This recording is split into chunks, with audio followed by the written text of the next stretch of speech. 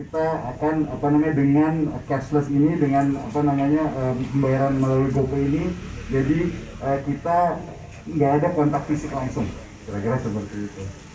Nah, jadi langkah mendigitalisasi parkir dengan metode pembayaran QRIS ini juga menjadi bagian dari misi Bank Indonesia.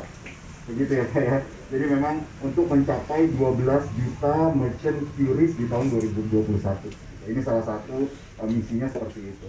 Jadi memang GoPay ini turut mendukung perluasan adopsi QRIS yang diharapkan juga dapat memperluas transaksinya, transaksi non tunai tentunya selama masa krisis pandemi ini.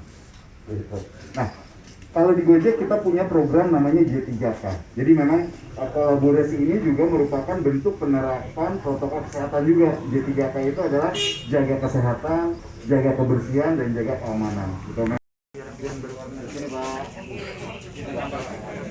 Untuk menyematkan jaket, kami persilahkan kepada Bapak Ananda Datmaja. Dan untuk testing QRIS, kami mempersilahkan Bapak Muhammad Ali Afan. Berkampung. Dan juga yang paling besar ada di belakang. Ya. Jadi tinggal di scan, terus langsung tinggal bayar di situ. Sesuai dengan di sini ya, yang di sini ya. Oh ya. Untuk rekan-rekan jukir, kami ingin mengingatkan kembali transaksi parkir terbanyak menggunakan QRIS GoPay akan mendapatkan hadiah emas, dan program ini juga pasti akan terus berlanjut. Ya, boleh langsung ya. Ya, bismillah.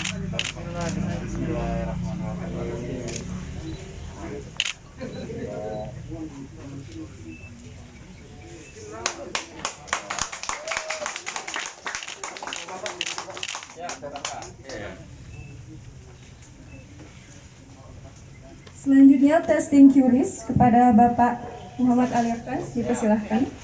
Sorry. Ya, sini ngumpul. Bapaknya agak maju ke sini, sorry. Ya, dari situ. Ya. Ini buktinya. 5.000.